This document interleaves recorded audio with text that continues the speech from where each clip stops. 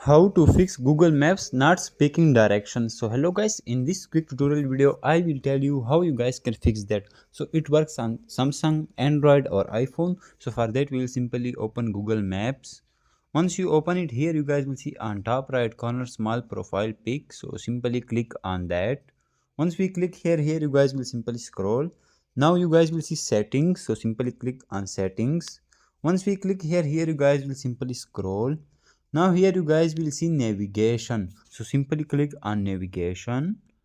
After that you guys will see sound voice. So simply you guys will see mute state guidance volume.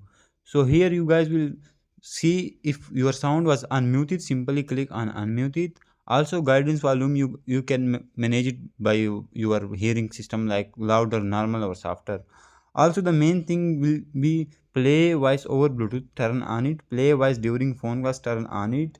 Also play audio cues, simply turn on that. After that click on play test sound. Once you click This on is that, what it will sound like when navigating with Google Maps. so once we click on test and if it speaks, that's mean our problem was fixed. Thanks for watching.